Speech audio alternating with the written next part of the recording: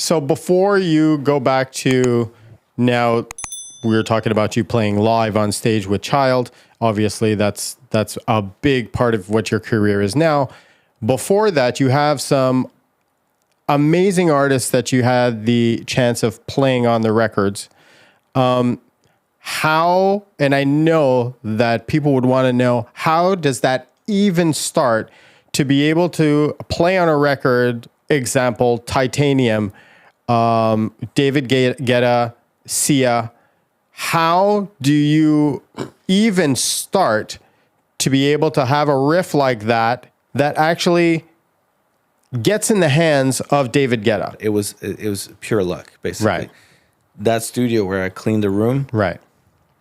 One day, Akon was supposed to come to Canada, and his production partner would follow him around the world, everywhere. And for some reason, they were supposed to come to the studio to work. Not with me, just work in a room, and the studio happened to be that room. And Akon didn't end up showing up. It was just his buddy, his production partner.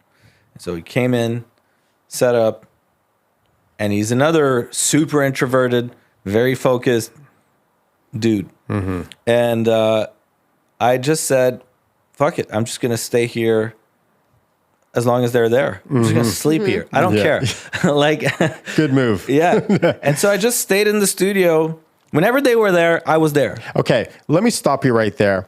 When you say that things were an accident, you are proving to me and proving to everybody else that there is no accident in your career.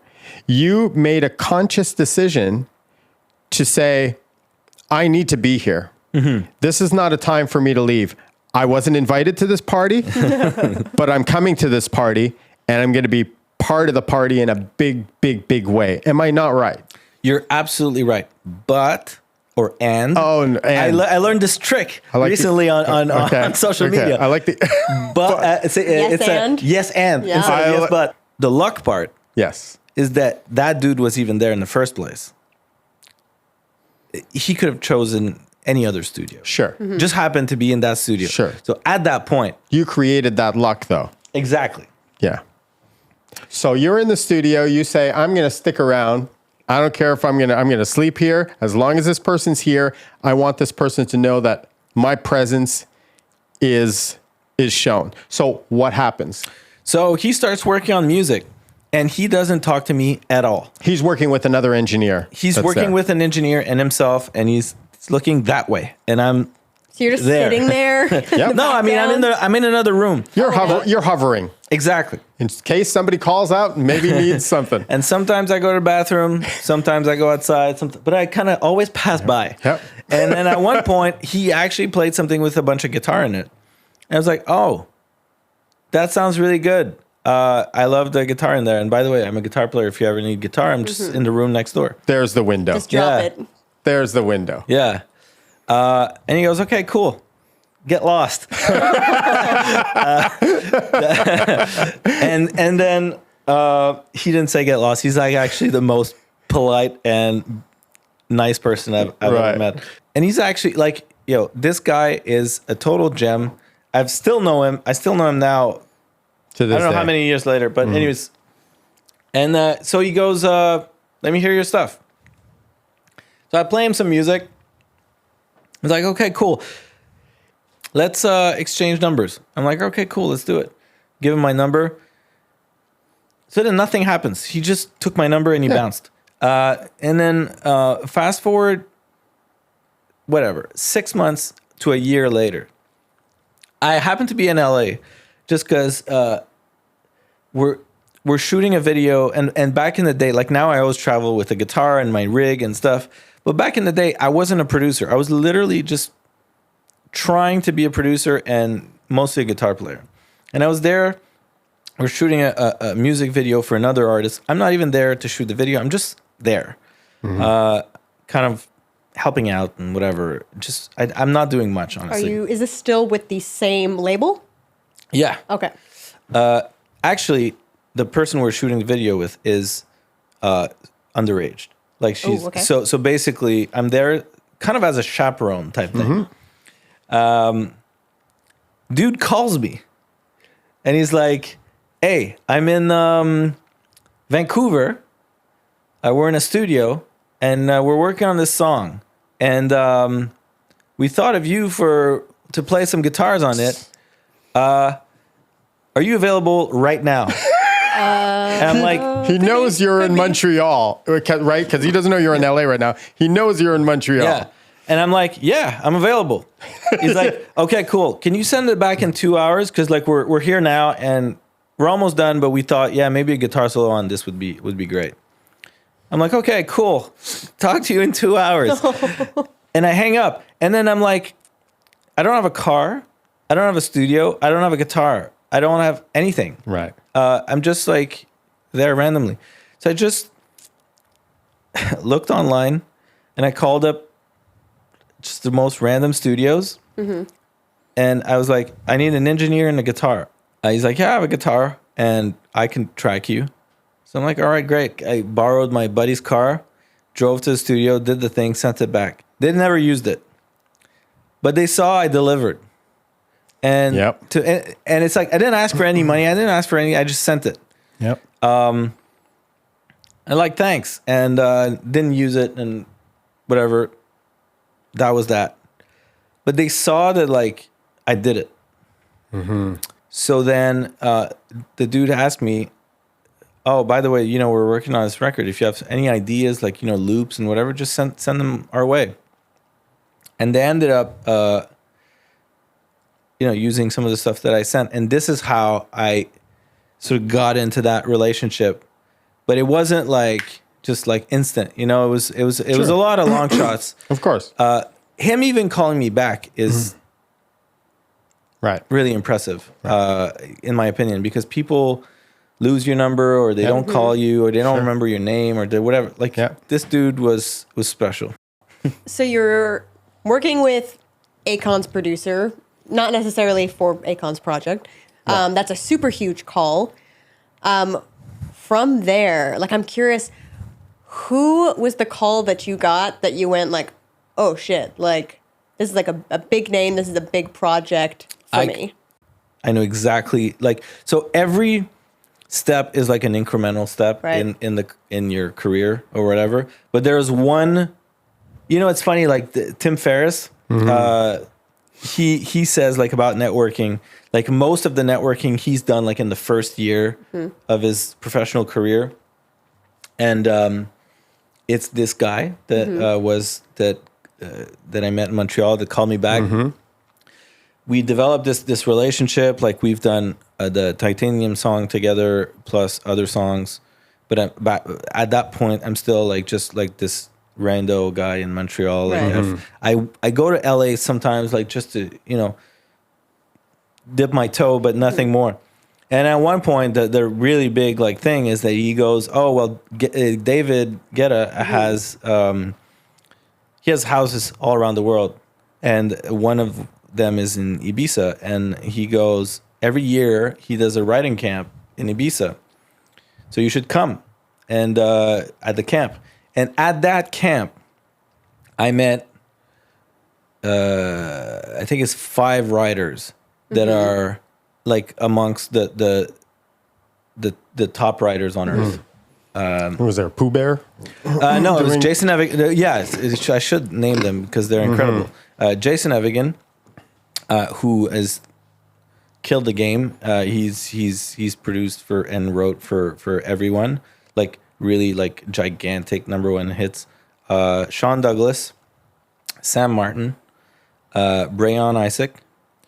And so those were the sort of the core. And then there was this guy, Thomas, and I'm blanking out on his last name because it's like a Swedish last name, and but whatever.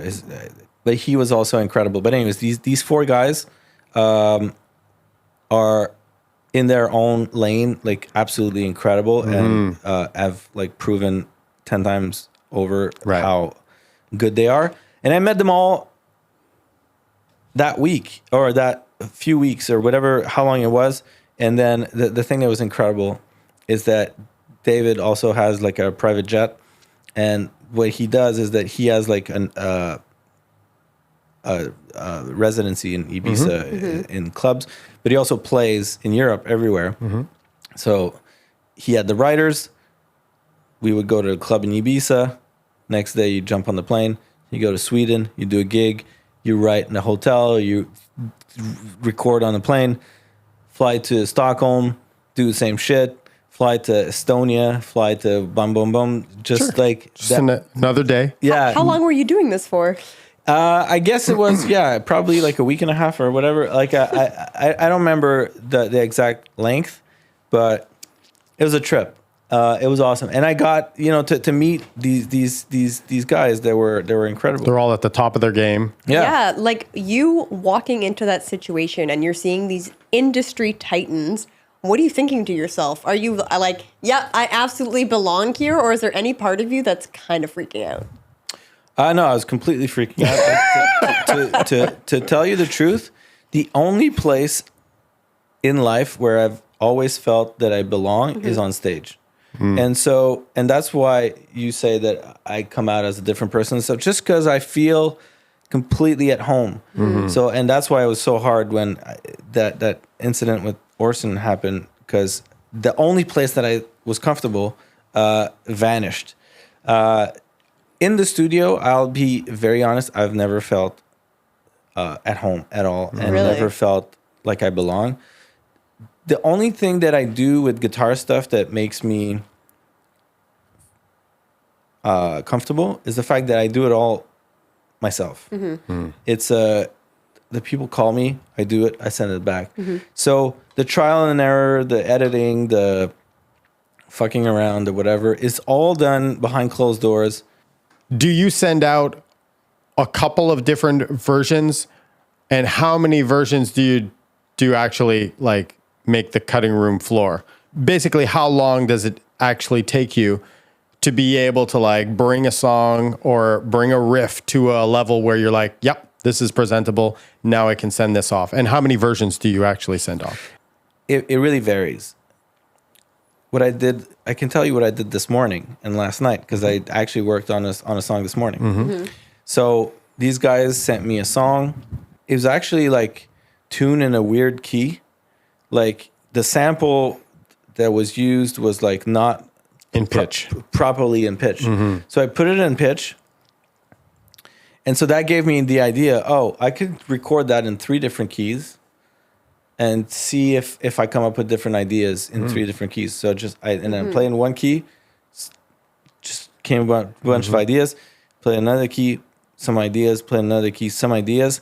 And then I bounce all of those ideas into the right key, the key of the song. And then interesting.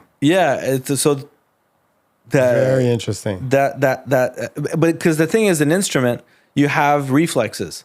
If you play in a certain position, you're going to have the reflex to play more with your pinky. Exactly. You play in a different position, you play more with your forefingers. So that's an absolutely amazing technique of actually learning how to create and then transposing it back into its regular key and coming up with something you would have never come up with in the original key. That's fascinating. Some songs are just one pass. Right. And it's super quick. And some songs, especially if it's like a new person I'm working with, because the thing is, the most time you spend with a person, the more you know what they want to hear. Right. And if it's a new person, I kind of don't know what they want to hear. Right. So I tend to do more that's needed. And I don't know if that's good or not, because in a way, like, let's say, because now I'm a musician sending stuff to a producer, but I always try to think as a producer. Like, and my only goal essentially is to make the song better, and 2, to make the producer sound better and look better. If I kill myself to make the thing look or sound amazing, it's going to make them sound amazing. Sure. And then they're going to call me back. Just comes right back full circle for you. Yeah, for sure. So I mean, that's the idea. That's the perfect way to actually go about it and to think about how you're supposed to be writing or collaborating with other people. And these people are calling you because they know it will make them sound better. You hire session musicians 99% of the time. Myself as a producer, I will always hire outside sources because I know it's going to make me look good. Totally. Because I know that it's going to sound great, and there's not going to be any question to the people that I'm hiring. I know what they're going to bring to the table. I want somebody to come in that can outplay me, outthink me. I want somebody to be able to like come in and just make me look like $1 million. So that's why you get the call. Yeah. I'd like to think that. Yeah, let's hope so. You know?